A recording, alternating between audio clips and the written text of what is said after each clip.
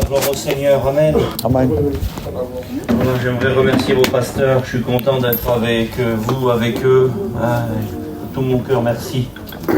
Je suis heureux d'être avec vous dans cette soirée, heureux d'avoir été avec vous aujourd'hui, heureux d'avoir vu mes frères. Dieu. On est des frères. On a le même Père. Quand on a le même Père et qu'on est des frères, eh bien Dieu nous anime du même esprit. Amen. Alors on se comprend et on est bien ensemble. Merci au Seigneur. Amen. Amen. Vous êtes là? D'accord. On fait la réunion ensemble? Gloire à Jésus. Je vais vous parler de ce vieux livre-là. De ce vieux livre-là. Amen. Vous le lisez, ce vieux livre-là? Je vous incite à le lire plus que vous lisez sur vos portables. Oui. Il faut le lire plus que vous lisez sur vos portables. Le lire plus que les prédications que vous écoutez sur Internet. Il faut le lire. Amen. Ouvrez ce livre-là. Ouvrez la parole de Dieu. Et n'oubliez jamais ça. Au-delà d'être un livre à lire, c'est aussi un livre à vivre. Dieu veut que je vive sa parole. Amen. Et il me l'a donnée pour que je la vive.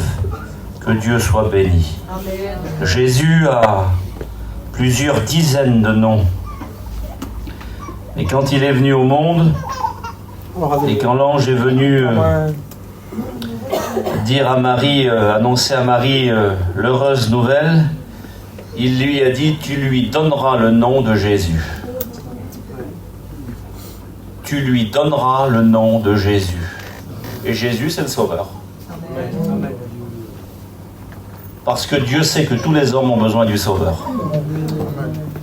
Et même s'il est le prince de la paix, même s'il est un Dieu éternel, même s'il est un divin conseiller, même si Dieu, je vous dis, a plusieurs dizaines de noms, eh bien le nom que le Saint-Esprit lui a donné à sa naissance et qui restera pour l'éternité, c'est le Sauveur. Amen. Tu as besoin d'un Sauveur. Amen. Et ce Sauveur, c'est Jésus. Amen. Et si ce soir, il vient te chercher pour te sauver, je te le dis au nom du Seigneur, si je peux me permettre de te donner un conseil, ne le rejette pas. Amen. Accepte-le, tends-lui les mains. Accepte-le. On lit ensemble Hébreux chapitre 11, verset 31. J'ai besoin de vous pour faire la réunion. Gloire à Dieu. J'ai besoin de vous pour faire la réunion. Il faut m'aider. Je veux qu'on fasse la réunion ensemble. Je ne serai pas long de toute façon, je ne vais pas prêcher longtemps. Mais je veux qu'on fasse cette réunion-là ensemble. Écoutez, j'aimerais vous parler d'une femme, j'aimerais vous parler d'une ville, et j'aimerais vous expliquer ce qui s'est passé au juste pour cette femme, cette ville, et comment Dieu est venu sauver cette personne-là dans cette ville. Cette femme s'appelle Rahab. Et il est écrit ça dans l'Épître aux Hébreux au chapitre 11. C'est par la foi que Rahab, la prostituée, ne périt pas avec les rebelles, parce qu'elle avait reçu les espions avec bienveillance. Jacques chapitre 2 verset 25. Rahab ne fut-elle pas également justifiée par les œuvres lorsqu'elle reçut les messagers et qu'elle les fit partir par un autre chemin? Que Dieu soit béni. Voilà, il est question d'une femme. Une femme qui a été sauvée. Une femme qui a été sauvée. Cette femme, elle habite à Jéricho. Jéricho, ça vous parle peut-être pas trop. Moi, j'y suis allé, mais c'est plus la ville que c'était alors. Jéricho, c'était une ville rebelle. Une ville où les gens vivaient en sécurité derrière des murailles imposantes. Et Jéricho est la ville qui se dresse sur le chemin des enfants de Dieu. Dieu a un programme, Dieu a un projet. Et lorsque Dieu conduit son peuple, et lorsqu'ils arrivent dans le pays de Canaan, il y a là cette ville qui est là, cette ville incrédule, cette ville rebelle, et cette ville qui s'oppose à Dieu et à sa volonté. Vous savez qu'il y a des gens qui s'opposent à Dieu et à la volonté de Dieu tout le temps. Vous savez qu'il y a des gens qui se dressent contre Dieu et des gens qui font muraille, qui font bloc contre Dieu. Il y a des gens où on semblerait, où il dirait, ou dans certains endroits, qui sont quasiment intouchables. Jéricho, c'est une ville dont les murailles sont imposantes. Et Jéricho, c'est l'image de tous ceux qui jettent quelque part un défi à Dieu. et de ceux qui s'opposent à Dieu. De ceux qui n'ont parfois pas peur ni honte, eh bien, d'être des pécheurs en face de Dieu. Vous savez, il y a des gens qui commettent des erreurs et qui font des erreurs parfois et ils s'en rendent compte et c'est bon gré ou mal gré eux. Mais il y a des gens qui sont de véritables rebelles contre Dieu. La Bible dit qu'il y avait un homme, il s'appelait Nimrod, et Nimrod était un vaillant chasseur en face de l'Éternel. C'était un homme qui n'avait pas peur de marcher contre Dieu, en face de Dieu. C'est l'image de l'Antichrist, de ceux qui sont contre Dieu. Et voilà ce que cette ville était par sa muraille, par ce qu'elle imposait en réalité, la ville rebelle. Mais Jéricho, c'est aussi la ville la plus basse de la terre. Je ne sais pas si vous le savez, mais l'endroit où s'est situé Jéricho, c'est l'endroit de la mer Morte. Et Jéricho est à moins 258 mètres en dessous du niveau de la mer. C'est le niveau de misère le plus bas qu'il peut y avoir. Il ne peut pas y avoir un niveau de misère plus bas que ça. Jéricho, c'est la ville qui se dresse contre Dieu par la hauteur de ses murailles, par sa rébellion contre Dieu, mais c'est aussi l'endroit de la terre où il y a la misère la plus basse. Et c'est dans cette situation-là, c'est dans cette ville-là que Rahab, elle vit, elle. Et Dieu, par l'intermédiaire de Josué, Josué, c'est Yeshua. Et Yeshua, c'est le même nom que Jésus. Et Dieu, par l'intermédiaire de Yeshua, va envoyer dans cette ville-là 2 hommes. Ils viennent avec un message, ils viennent avec un désir, avec une volonté de Dieu, et ils arrivent dans cette ville-là. Je ne sais pas dans quel état d'esprit ils arrivent, je ne sais pas s'ils sont remplis de force, remplis de foi, remplis de courage. Vous savez, il y a des villes, il y a des gens, il y a des situations qui nous effrayent. Hein. Il y a des gens qui sont plus imposants que d'autres. Il y a des personnalités qui parfois on n'ose pas trop leur dire des choses. Hein. Rappelez-vous de Nicky Cruz, du témoignage de David Wilkerson. Hein. Il fallait vraiment une action du Saint-Esprit sur la vie de David Wilkerson pour se mettre en face de cet homme-là, qui était un chef de gang, pour lui dire: écoute, tu sais que Jésus t'aime, et il a failli le tuer, l'autre. Quand Paul est arrivé à Corinthe, la ville de Corinthe était une ville qui vivait dans le péché au plus haut niveau. Quand on voulait à l'époque de Paul salir un homme, on lui disait: tu es corinthisé, tellement il se passait des choses abominables dans cette ville-là. Et c'est pour ça que quand Paul arrive à Corinthe, il est écrit qu'il était dans un état de faiblesse, dans un état de crainte et dans un état de grand tremblement. Il a peur, Paul, il craint, il est emparé d'une crainte face à l'énormité du péché, face à la misère de cette ville-là. Et Dieu lui parle et lui dit: Paul, Amen. Ne te tais pas. Amen. Et ne crains pas de parler, parce que j'ai dans cette ville-là un peuple nombreux. Amen. Et voyez-vous, Dieu ne voit pas de la même manière dont moi je vois. Et je priais tout à l'heure, je disais: Seigneur, aide-moi à ne pas regarder simplement avec mon regard à moi, parce que vous voulez que je vous dise, je me disais: Seigneur, ce soir dans cet auditoire-là, je vois beaucoup de chrétiens, moi. Je me dis, il y a des hommes certainement qui vont être bénis par ça, mais je ne vais peut-être pas m'adresser à cet auditoire-là ce soir. Et je disais: Seigneur, aide-moi à regarder, à ne pas regarder avec ton regard à toi. Parce que celui qui dirige cette réunion ce soir, au-delà d'une volonté humaine, et je l'ai rappelé tout à l'heure, il y a une volonté de Dieu que la réunion se fasse. Et il y a une volonté de Dieu à ce que tu sois là ce soir pour entendre ce que Dieu a à te dire. Rahab, elle vit dans cette ville-là. Et les messagers arrivent. Et regardez, je vous ai dit, je ne serai pas long. La Bible dit ça, dans le livre de Josué au chapitre 2, vous le lirez chez vous. La Bible dit que Rahab, elle va recevoir ses hommes chez elle. Elle les accueille et elle les reçoit chez elle. Et regardez ce qu'elle dit. Elle les reçoit et elle dira ça. Elle les reçoit parce qu'elle dit: j'ai appris. Elle les reçoit, ces hommes-là. C'est une ville qui est fermée et barricadée. L'évangile ne rentre pas. Les messagers ne rentrent pas.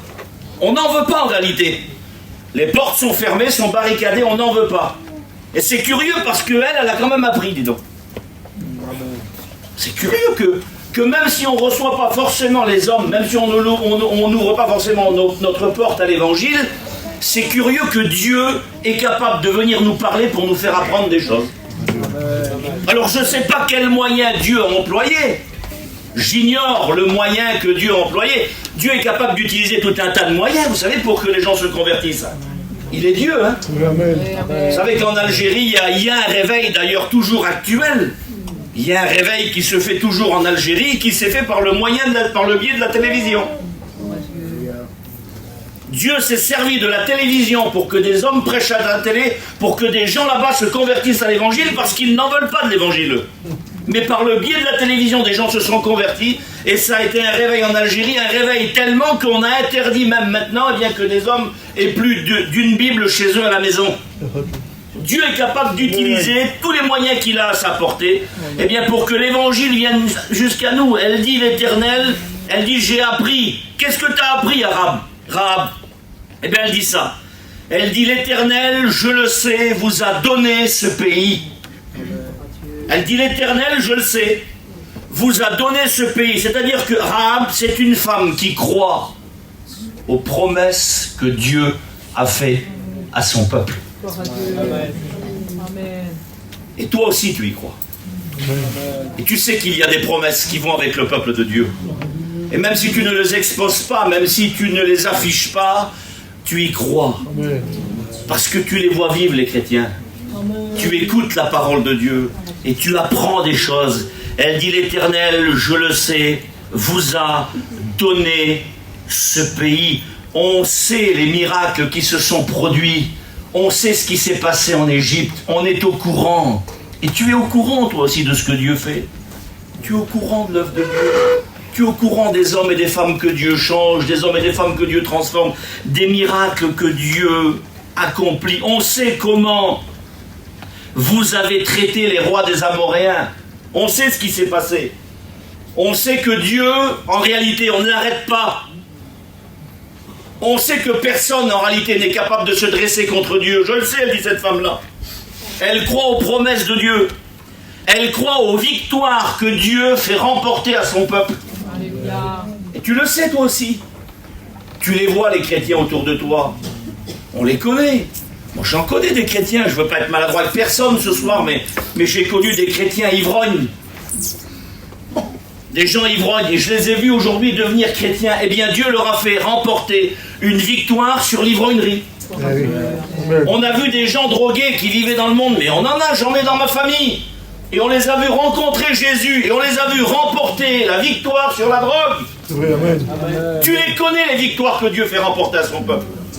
Et tu les vois, les chrétiens victorieux, les hommes, les femmes qui remportent la victoire, pas parce qu'ils sont plus forts que la drogue, pas parce qu'ils sont plus forts que l'alcool, pas parce qu'ils sont plus forts que le mensonge ou le péché ou ce que vous voulez, c'est parce que Dieu leur donne la force. C'est parce que Dieu les rend forts, et elle le sait. Elle sait que c'est un peuple qui est accompagné de promesses, elle sait que Dieu eh bien, leur fait remporter des victoires. Elle sait, elle le dit là, elle sait qu'après les messagers là, elle sait qu'il y a Josué qui va venir avec une armée puissante. Elle sait que Jéricho va tomber. Elle le sait, parce qu'elle sait que Dieu règne. Alléluia. Et même si elle ne l'affiche pas ouvertement, elle le sait. Je voudrais te rappeler ça ce soir. Te rappeler les vérités de la Bible. Je m'autorise à te dire ce que la Bible me dit de te dire. Le monde dans lequel tu vis, tu le sais qu'il est sous le coup du jugement de Dieu. C'est une question de temps. C'est une question de temps. Le monde entier est sous le coup du jugement de Dieu. Et Dieu s'en cesse chaque jour parce que Dieu a un projet, Dieu a un programme. Dieu veut que tous les hommes soient sauvés et le rencontrent. Alors chaque jour, Dieu est à l'œuvre parce qu'il est venu et chercher et sauver ceux qui étaient perdus. Il est tous les jours à l'œuvre pour venir chercher et sauver ceux qui sont perdus, pour t'épargner, pour te mettre en sécurité, pour te sortir de ce monde-là qui est sous le coup du jugement de Dieu. Et Rahab, elle le sait ça. Elle le sait. Et désormais, il faut qu'elle prenne une décision. Parce que le choix, elle l'a, mais une décision s'impose à elle. Elle a le choix entre rester dans Jéricho et continuer dans sa vie. Après tout, elle est libre de le faire de toutes les façons et personne ne l'obligera à faire quoi que ce soit. où elle a le choix entre accepter le message que les messagers lui délivrent. Amen. Elle a le choix de dire oui ou le choix de dire non. Elle a le choix de se ranger du côté de Dieu ou elle a le choix de rester dans sa position et dans sa situation dans Jéricho. Faire confiance à ses murailles. Faire confiance à ce qu'elle a été en réalité, à, je ne sais pas, peut-être à son argent, peut-être à sa famille, je ne sais pas, je ne sais quoi moi. Peut-être à sa force, à sa capacité. Rester dans cette situation-là, elle a le choix. Elle a le choix entre... avec le fait de dire je rejette totalement le message et les messagers. Elle aurait pu très bien le faire, elle aurait pu très bien renvoyer ces hommes-là dehors, crier au scandale dans la rue, parce qu'ils étaient cherchés partout, on ne voulait pas d'eux dans le pays. Et elle aurait pu très bien même faire mourir ces hommes-là. Je voudrais te dire ça, écoute ce soir.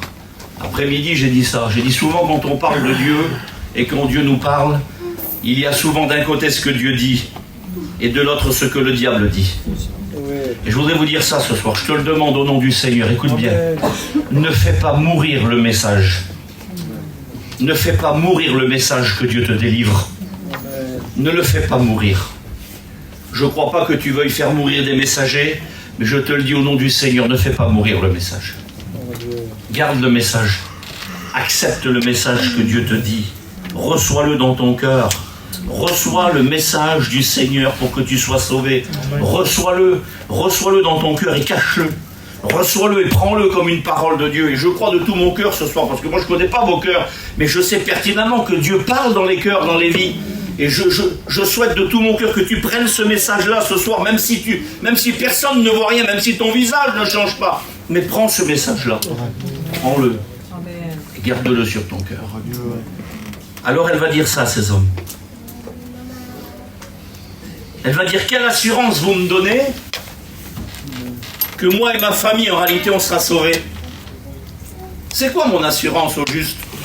Quelle assurance, verset 13, me donnez-vous que moi et ma famille, on sera sauvés? Elle s'inquiète d'elle et elle commence à s'inquiéter du sort des siens. Quelle assurance me donnez-vous que moi et ma famille, nous serons sauvés? Et ces hommes répondent. Ils vont dire ces mots. Il va dire, ne sais-tu pas que nous sommes prêts à mourir pour toi?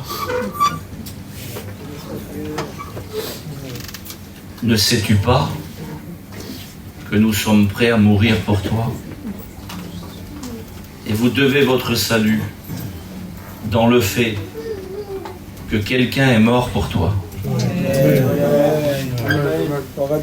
Tu dois ton salut, ton unique salut, je dois mon unique salut dans le fait que quelqu'un est mort pour toi. Il est mort à ta place. Ne sais-tu pas que nous sommes prêts à mourir pour toi? Je ne sais pas si vous le savez, mais je crois que oui, pour certains. Vous savez qu'au-delà de Jésus, puisqu'il est question de lui, puis je vais finir avec lui, mais vous savez qu'au-delà de Jésus, il y a des hommes qui meurent pour les autres chaque jour. Parce qu'il y a plusieurs manières de mourir. On peut mourir de mort physique et donner sa vie pour quelqu'un. Ça peut arriver. Qu'on donne sa vie pour quelqu'un, pour sauver quelqu'un. Ça peut arriver. Sauver quelqu'un de la noyade et se noyer soi-même, sauver quelqu'un d'un accident, puis périr dans un accident, ça arrive. Les gens l'ont fait. Vous savez qu'il y a des gens qui meurent à leur vie chaque jour pour toi. Et là je le dis parce que c'est vrai devant Dieu. Écoutez, je ne connais pas tout le monde ici.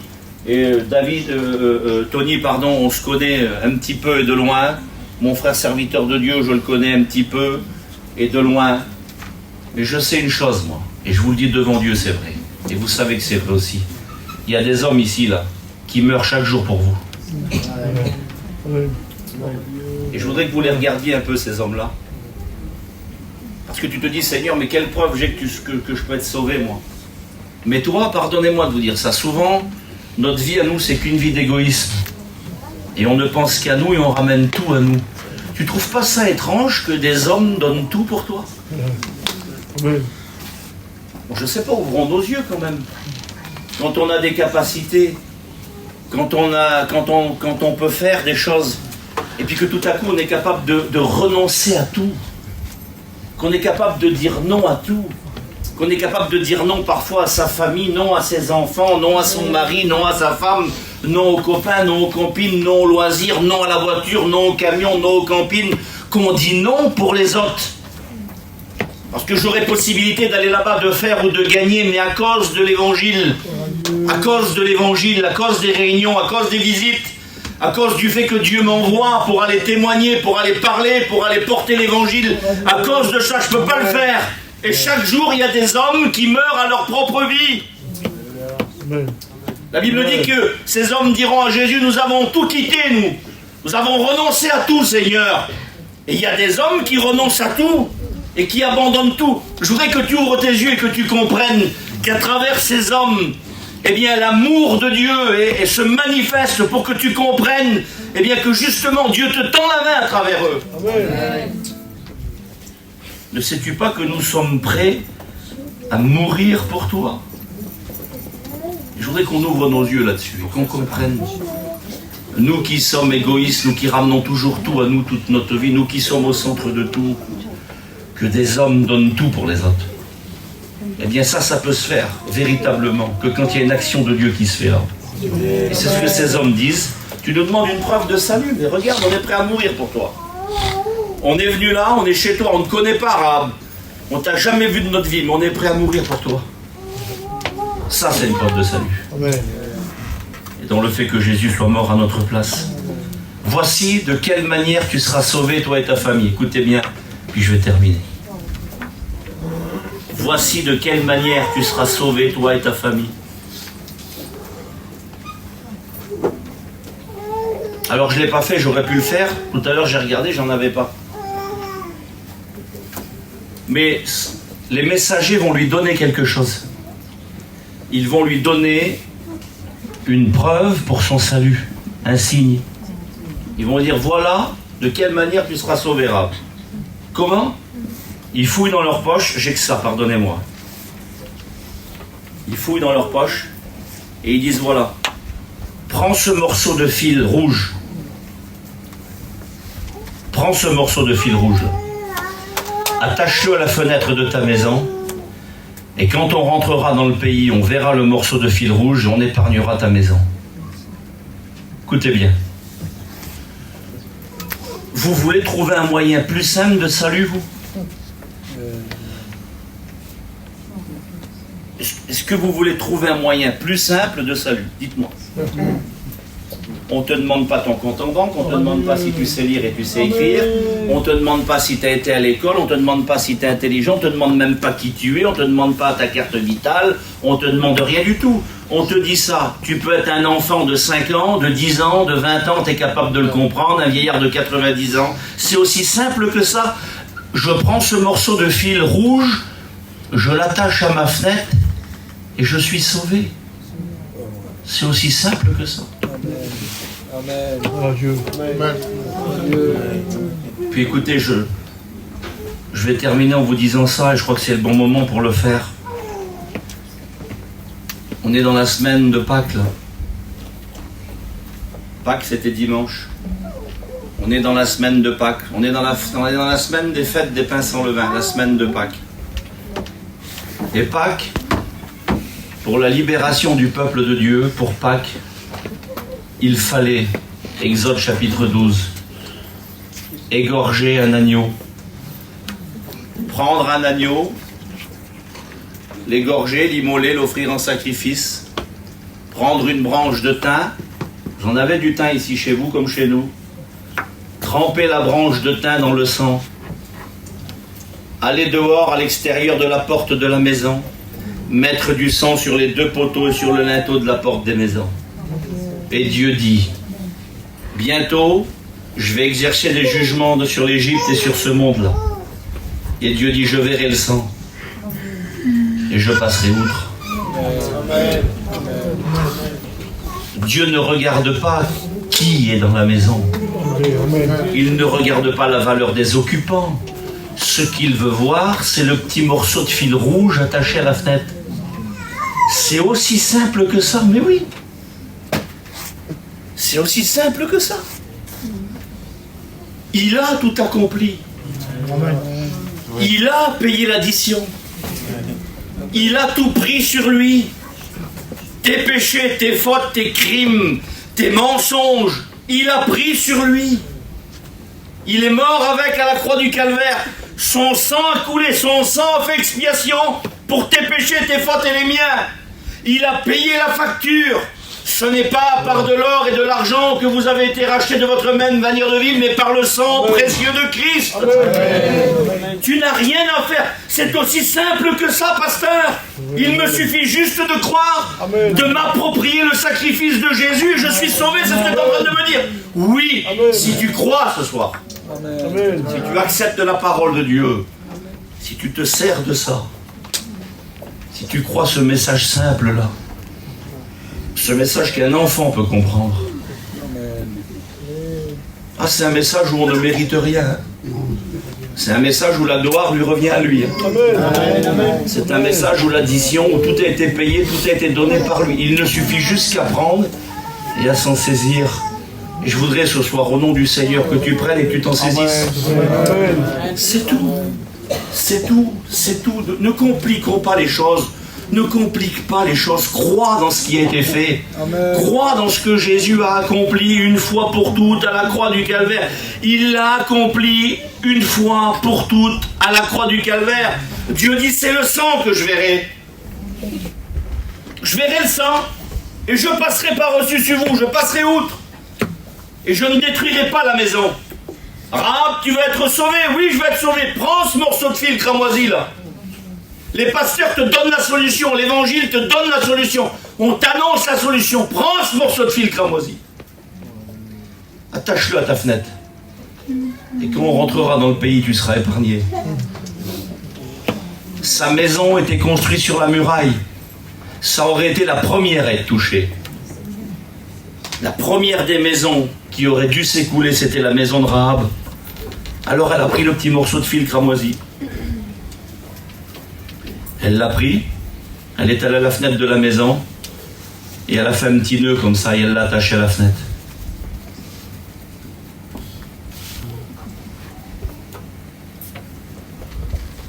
Et les gens ont commencé à regarder le petit nœud dehors, à la fenêtre. Et j'exagère dans ce que je dis, hein. Je sors du contexte. Et les gens ont commencé à dire, qu'est-ce qui se passe, Rahab? C'est quoi ce petit morceau de fil cramoisi? Petit morceau de fil cramoisi, eh bien, c'est mon moyen de salut. C'est ça ton moyen de salut. Tu crois que Jésus va revenir? Tu crois que tu seras épargné? Oui, j'y crois. J'y crois de tout mon cœur qu'il va revenir. Oui, je crois qu'on va être épargné, je crois, parce qu'il a payé, puis il m'a dit qu'il allait le faire. Alors j'y crois, je crois de tout mon cœur qu'il va venir et qu'il va le faire. J'y crois. Et en attendant, qu'est-ce que tu fais, Rahab? Eh bien, j'essaye de faire entrer, eh bien, dans ma maison, ceux et celles qui ne connaissent pas Jésus. C'est pour ça que des chrétiens viennent vous voir. C'est pour ça que des chrétiens viennent vous parler, qui disent, viens te mettre en sécurité, rentre dans la maison avec nous. Viens te mettre aussi en sécurité sous la protection du sang du Seigneur. Amen. Rentre dans la maison avec nous. Amen. Que c'est beau, Seigneur. Tu peux rentrer ce soir. Tu peux rentrer, te mettre à l'abri. Tu peux rentrer sous la protection du Seigneur. Et la Bible dit ça. La Bible dit que quand Josué est venu avec son armée et que la ville de Jéricho est tombée, vous savez que la ville de Jéricho est tombée, vous le lirez dans le livre du prophète Josué au chapitre 7. La ville de Jéricho entière est tombée, les murailles de la ville entière sont tombées, se sont écroulées sur elles-mêmes comme ça. Il n'est resté qu'une seule maison debout. Sur toute la muraille, une seule maison était restée debout, celle de Rahab. Tout ce que l'on fera dans le monde en dehors de Jésus finira par s'écrouler. Si tu fais rentrer Jésus dans ta vie, dans ta maison, ça tiendra le coup. Ta maison tiendra le coup. Ça ne s'écroulera pas, même si le monde s'écroule, ta maison ne s'écroulera pas. Elle est sortie de Jéricho, et la Bible dit, je ferme ma Bible, vous voyez, je suis pas lent. La Bible dit qu'elle a habité parmi les enfants d'Israël jusqu'à ce jour. Elle a changé d'amis, changé de vie, changé d'habitat, changé d'habitation. Parce que, écoutez, quand Dieu vient dans un cœur, dans une vie, il change tout. Il change tout. Il change tout. Il change tout. Il change tout. Tu ne veux pas que Dieu change ta vie, qu'il transforme tout ce soir. Alors accepte la parole de Dieu. Prends le moyen de salut qui t'est donné. Saisis le petit morceau de fil cramoisi qui est l'image du sang de Jésus. Accepte-le dans ta vie, qui que tu sois. Quoi que tu aies pu faire, où que tu puisses vivre. Je n'ai pas voulu trop insister sur la vie de cette femme, mais vous avez compris que ce n'était pas quelqu'un de très charmant, mais peu importe, de toutes les façons, ce que Dieu veut, c'est sauver tous les hommes et les femmes qui ont besoin. Il est venu chercher et sauver ceux qui étaient perdus. Il a dit Tony tout à l'heure, et je vais terminer, là où le péché abonde, la grâce de Dieu, elle surabonde toujours. On ferme nos yeux, on prie le Seigneur. Que Dieu soit béni. Que Dieu soit glorifié. Je voudrais qu'on prie le Seigneur quelques minutes. J'ai besoin de votre aide. Que Dieu soit glorifié. Merci au Jésus. Qu'on cherche la face du Seigneur. Que Dieu soit sécurité.